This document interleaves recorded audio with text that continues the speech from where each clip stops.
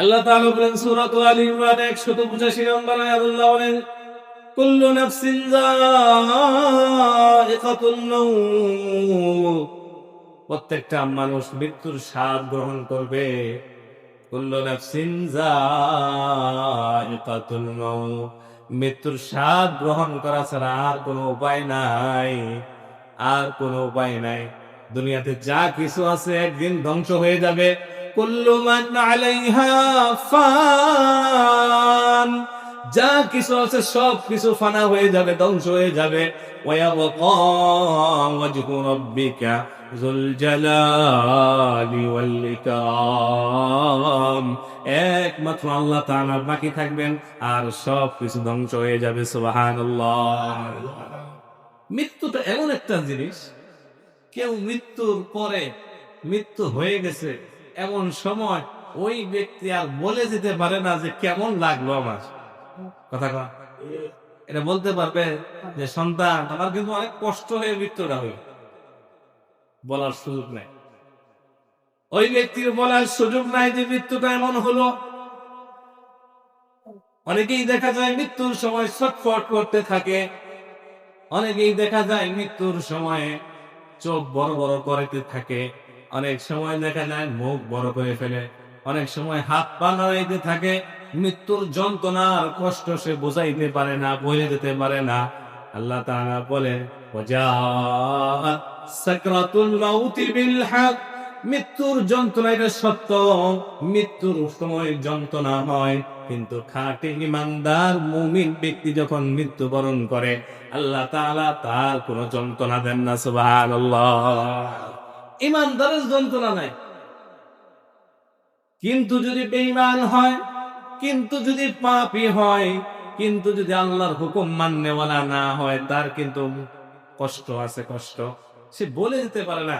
এই জন্যই মৃত্যুর এই যে ঘটনাটা, এটা আমরা কেউ জানি না যে কেমন মৃত্যু হলো, তার কষ্টের মৃত্যু হলো নাকি আসারের মৃত্যু। কবরের আযাব সত্য, কিন্তু এটা কবরের ভিতরে একজন ঢুকলে আর সে বলতে পারে না কবরের ভিতরে এই আযাব হচ্ছে। কথা বলে হাবিবে কিবরিয়া নবী বলেন আমারু উম্মতি মা বাইনা 60 ইলা 70 ওয়া আকাল্লুহুম মান ইয়াজুজু যালিক, আমার উম্মতের হায়াত, গড় হায়াত হবে আমারু উম্মতি বাইনা 60 ইলা 70।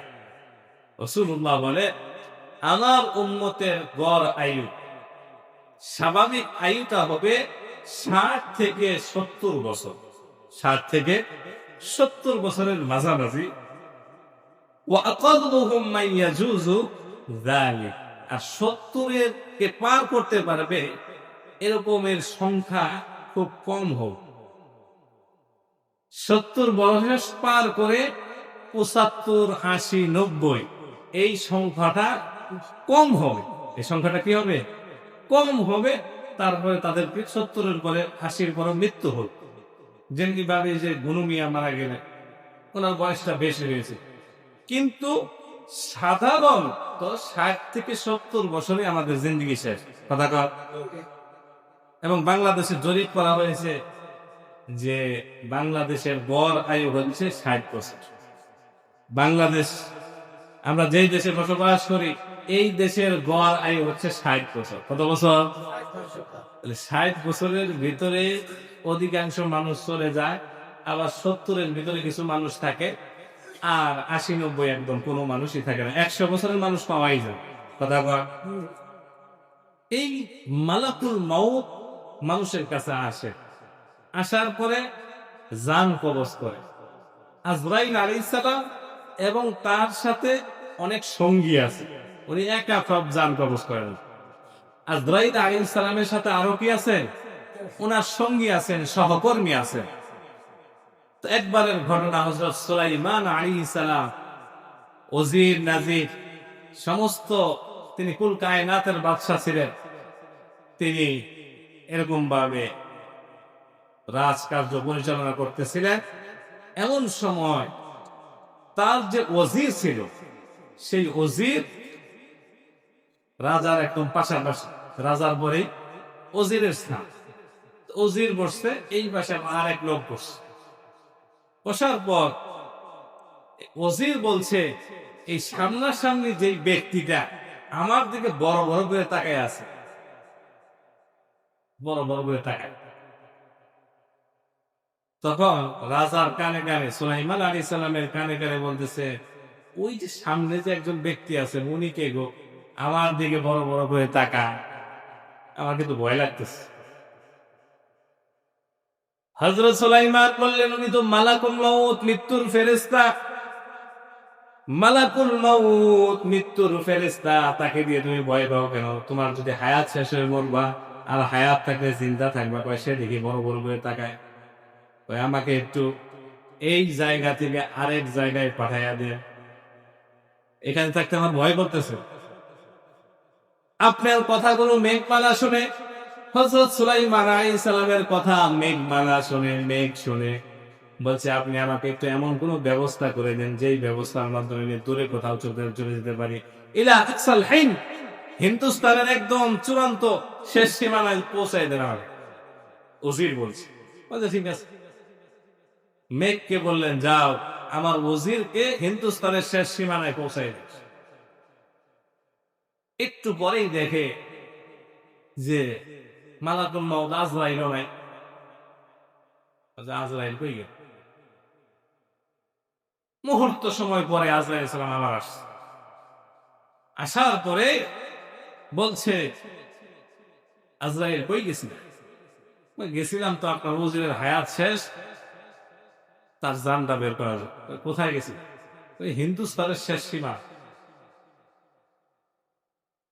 আল্লাহ তাআলা বলে, যেই মানুষের যেই জায়গায় জানটা বের হবে, ওয়ামা তাদরি নাফসুন বিআইয়ি আরদিন তামুত,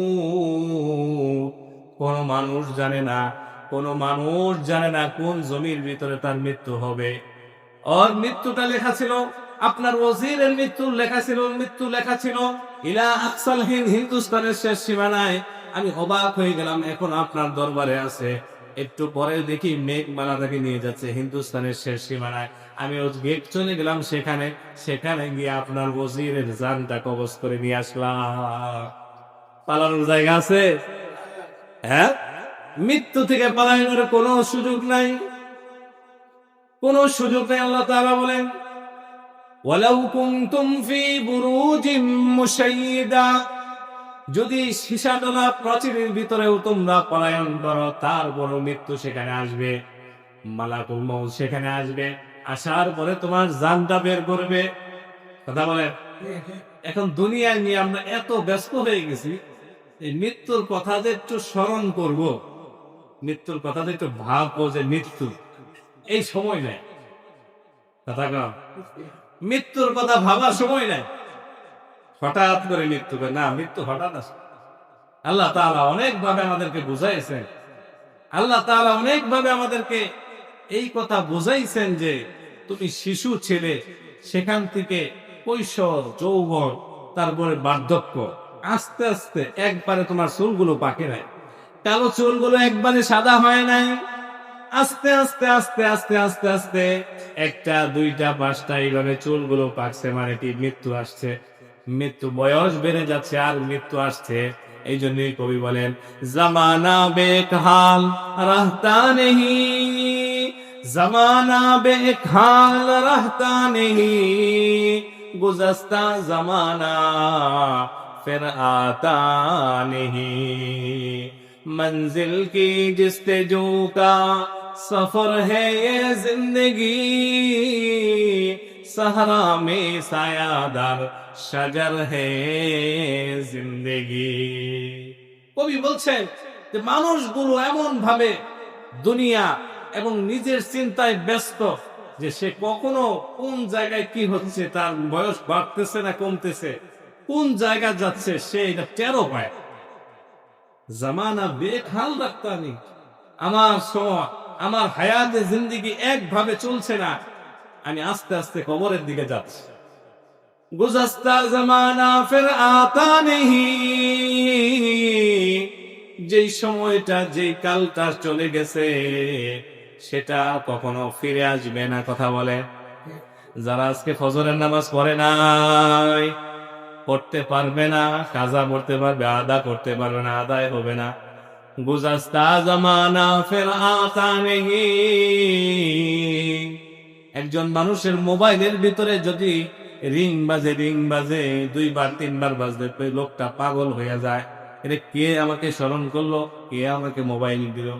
আর আল্লাহ সুবহানাহু ওয়া তাআলা আহকামুল হাকিমিন, দিনে 5 বার ডাক দিল, 5 বার, ও বান্দা আমার ঘরে আয়, আমার ঘরে আয়, আমার ঘরে হাজিরা দে।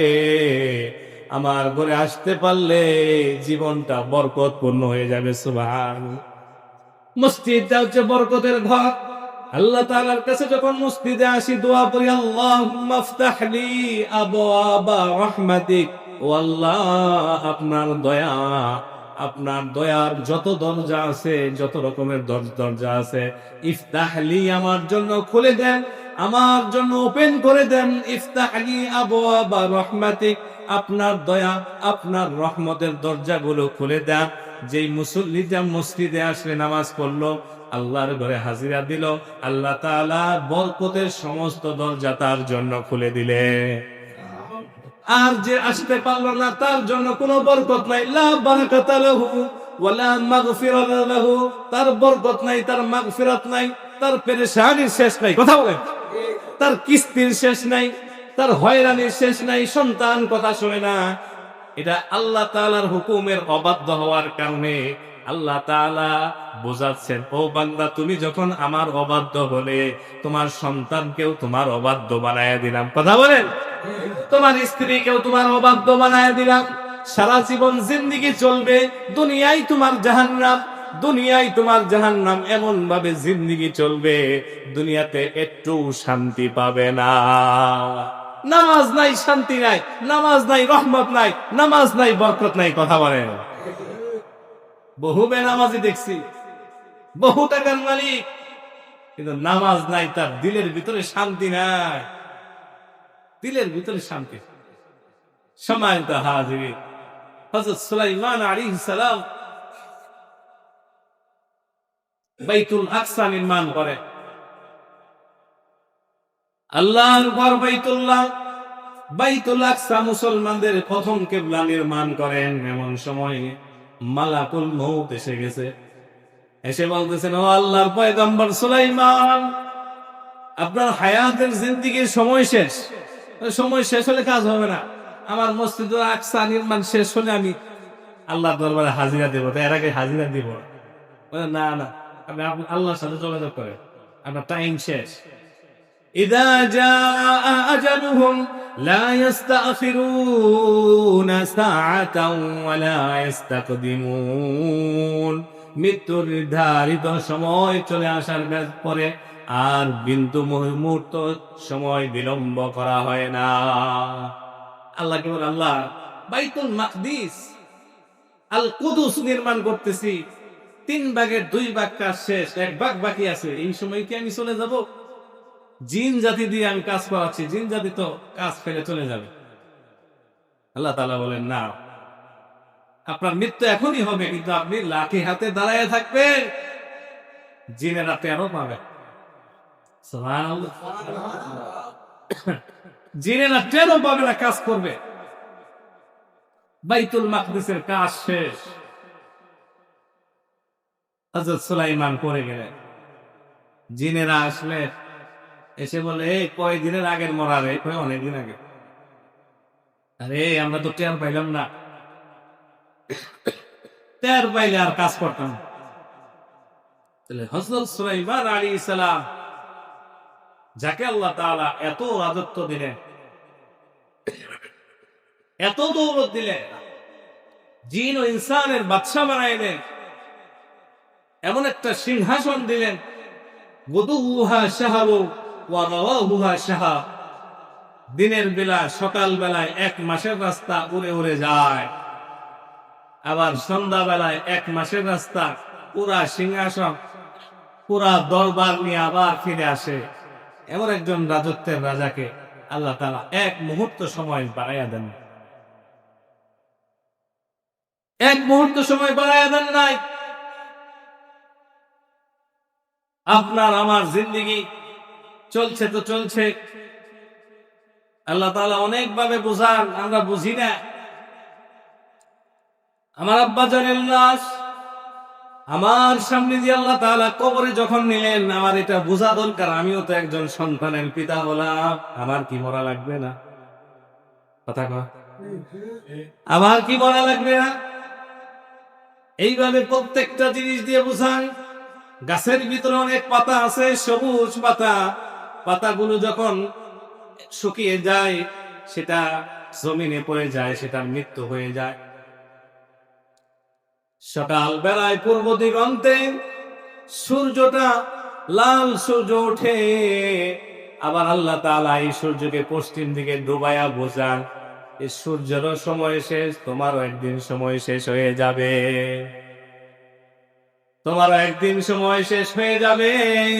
ওই দিন আসার আগে একটু মরতে হবে।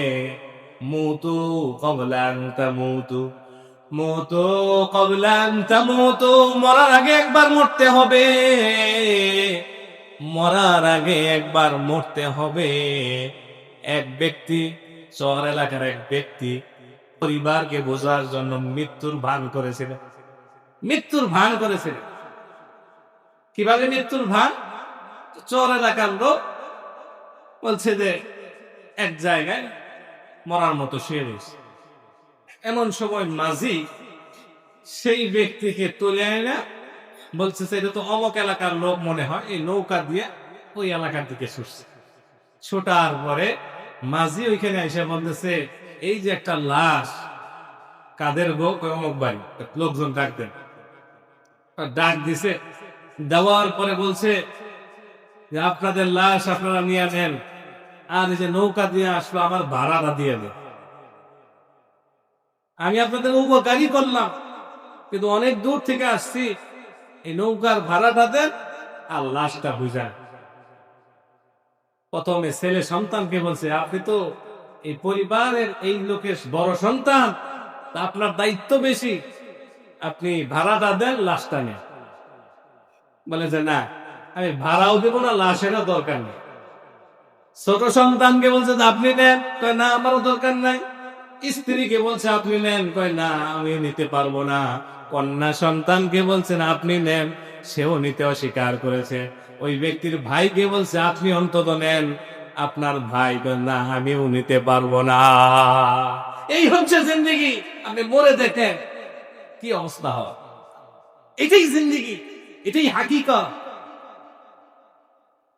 এখন মরার মতো ভান ধরালো, চোখ খুলছে, বলছে হায় হায় হায় হায়, এত এত কষ্ট করলাম, এত এত তোমাদের জন্য কামাই করে, এত কিছু জমি করলাম, বাড়ি করলাম, এত কিছু তোমাদের জন্য রেখে দিলাম, সামান্য কয়েকটা ভাড়া, নৌকার ভাড়া তোমরা দিতে পারলা না।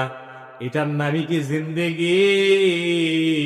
সারা জীবন তোমাদের পিছে সময় দিলাম, শ্রম দিলাম, কষ্ট করলাম, তোমাদের দেখে বিন্দু পরিমাণ মোহাব্বত নাই, ভালোবাসা নাই, তোমাদের উপর মেহনত আর এটা শুধু করা বাদ দিয়া যে আল্লাহ তাআলার ইবাদত করতাম, আল্লাহ তাআলার বন্দেগী করতাম, তাহলে কতই না ভালো হতো। এখন বুঝে আসতে ব্যক্তির যে আল্লাহ তাআলার বন্দেগী করি নাই, এখনই তো কবরে চলে যাব। পরিবারের পিছে খরচ করলাম, সবই দিলাম, পরিবারের মোহাব্বত দিকে আমার দিলের ভিতরে নাই, আমার প্রতি মোহাব্বত নাই। থাকলে তো কয়েক টাকা ভাড়া দিত, কথা কর, কয়েক টাকা ভাড়া দিত। এটা প্রত্যেকের জিন্দেগি। এটা আপনি আপনার পরিবারের জন্য করেন, বাধা নাই, তো আল্লাহ তাআলার হুকুমকে বাদ দিয়া, নামাজকে বাদ দিয়া, হালাল হারামকে বাদ দিয়া পরিবারের জন্য বিল্ডিং করবেন না, বালাখানা করবেন না, ব্যাংক ব্যালেন্স করবেন না। কথা বলেন ঠিক কিনা? পরিবারের জন্য এটা করার দরকার নেই। হারাম দিয়া যতটুকু হালাল দিয়া পারেন করবেন, বাধা নেই। আল্লাহ তাআলা বললেন এই আয়াতের ভিতরে শিক্ষা আছে, মানুষগুলো মরে যাবে, আর যদি আমল ছাড়া আছে ধরা খাবে, আমল ছাড়া আসলে ধরা খেয়ে যাবে। কুল্লু নাফসিন যায়িকাতুল মাউত ওয়া ইন্নামা তুওয়াফাউনা উজুরাকুম ইয়াওমাল কিয়ামাহ। আল্লাহ তাআলা আয়াতের পরের অংশে বলছেন ওয়া ইন্নামা তুওয়াফাউনা উজুরাকুম ইয়াওমাল কিয়ামাহ, কিয়ামতের দিন তোমাদের আমলনামা পরিপূর্ণভাবে দিয়ে দেওয়া হবে। যে যতটুক করেছে ততটুক, কারো উপর ওয়ালা ইউজলামুনা নাকিরা, কারো উপর বিন্দু পরিমাণ জুলুম করা হবে না। আল্লাহ তাআলা জালেম না যে কাউকে জুলুম করবেন বিচার করার সময়।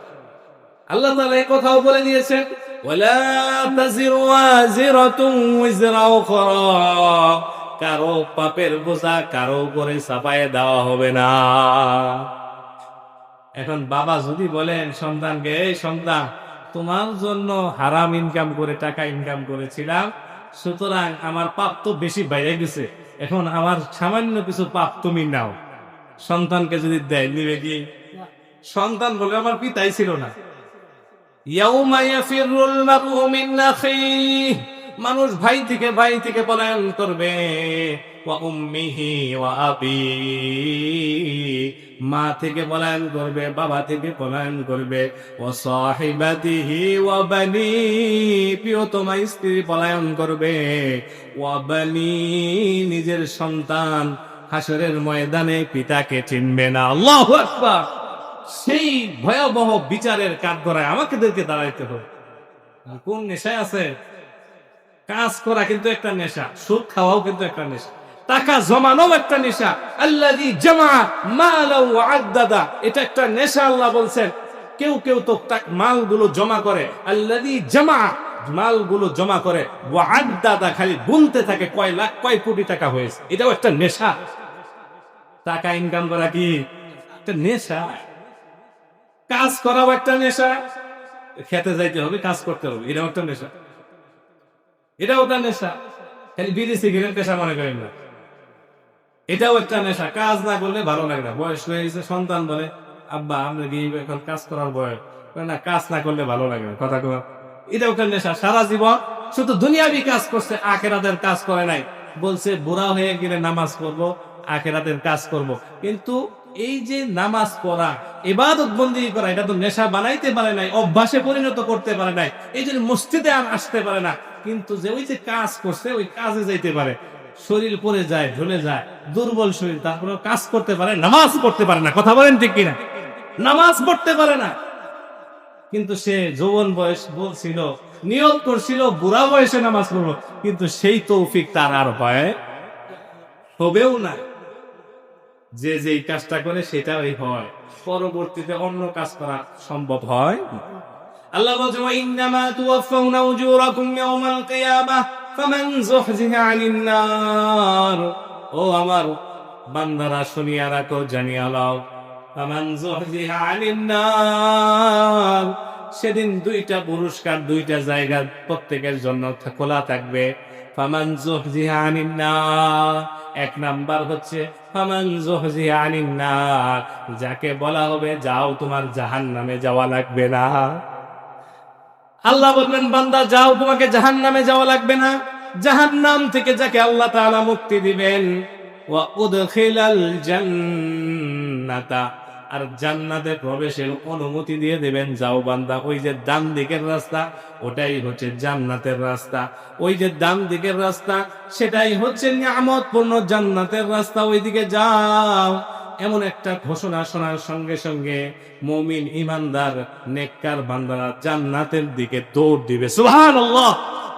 জান্নাতের দিকে একটা দৌড় দিয়ে জান্নাতের গেটের মধ্যে বসে যাবে। ফেরেশতারা তখন বলবে, ওয়াসিকাল্লাযীনা তাকাউ রাব্বাহুম ইলাল জান্নাতি যুমারা, ও জান্নাতি বান্দারা, এইখানেই কি বসে গেলে? এটা তো জান্নাত না, এটা তো জান্নাত না, জান্নাতের গেট, জান্নাত তো ওইখানে। তাদেরকে হাঁকায় নেবে, টেনে টেনে নেবে ফেরেশতারা, ওয়াসিকা টানবে। এরে তুমি জান্নাতে না আইসা জান্নাতের আগেই বসে পড়ছো। জান্নাতি বান্দারা তখন বলতে থাকবে, এই জান্নাতের বাইরে গেটের এইখানে এত মজা, এত আরাম লাগতেছে, জান্নাত জানি কত বড় নিয়ামত। সুবহানাল্লাহ, কত বড় নিয়ামত জান্নাত। দুনিয়ার এই বালাখানা এগুলো কিছুই না। রাসূলুল্লাহ সাল্লাল্লাহু আলাইহি সাল্লাম বলেছেন, আল্লাহ তাআলা বান্দাদের জন্য, তার বান্দার জন্য এমন জান্নাত রেখে দিয়েছেন, মা লা রাআত আইনুন, কোন চোখ দেখে নাই, ওয়ালা উযুনুন সামিআত, কোন কান সেটা শুনে নাই, ওয়ালা খাদরা আলা কলবি বাশার, কোন মানুষের অন্তর জান্নাতকে চিন্তাও করতে পারে না। বলেন সুবহানাল্লাহ। সেই নিয়ামতপূর্ণ জান্নাতকে বাদ দিয়া দুনিয়ার পিছনে চলে আমরা পড়ে আছি। ফেরেশতারা টান দিবে। আর জান্নাতে পৌঁছানোর সাথে সাথে আল্লাহ তাআলার সুকৃতি শুকরিয়ার কৃতজ্ঞতা প্রকাশ করতে করতে বলবে, ক্বালুল হামদুলিল্লাহ, জোরে বলেন না আলহামদুলিল্লাহ।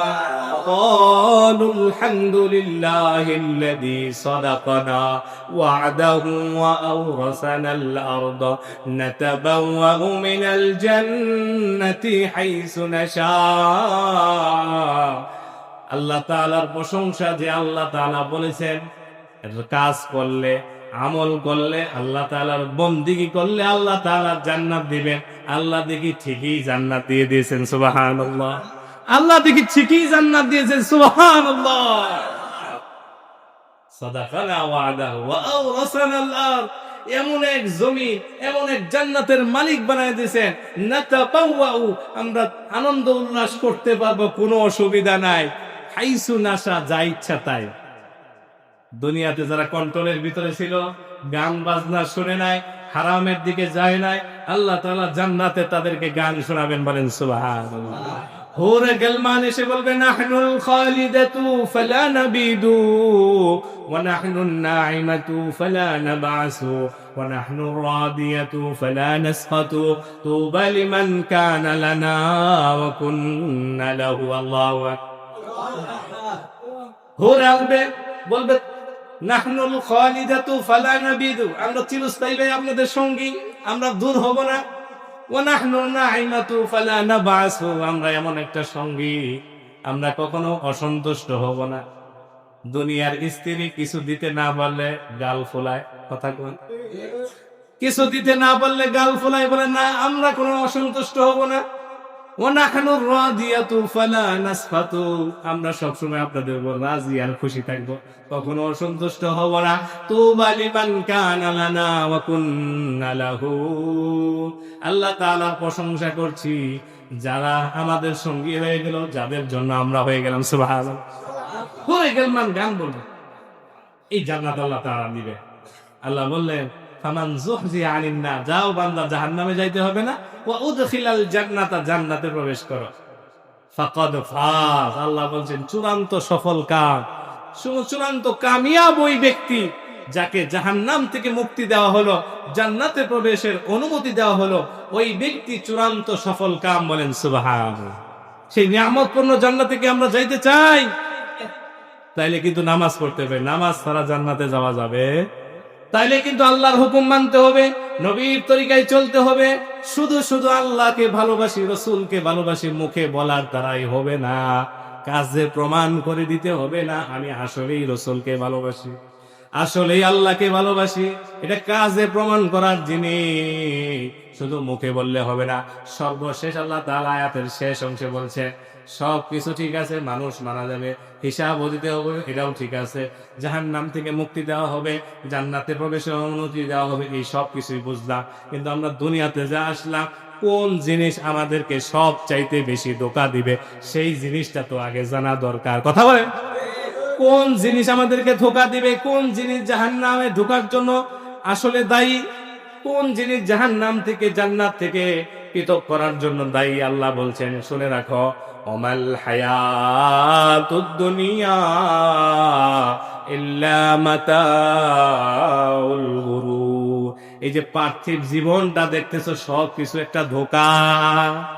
পিতা মাতা ধোঁকা, সন্তান ধোঁকা, মাল ও দৌলত ধোঁকা, বন্ধু বান্ধব ধোঁকা, আত্মীয় স্বজন ধোঁকা, ক্ষেত খামারও ধোঁকা, চাকরি বাকরিও ধোঁকা।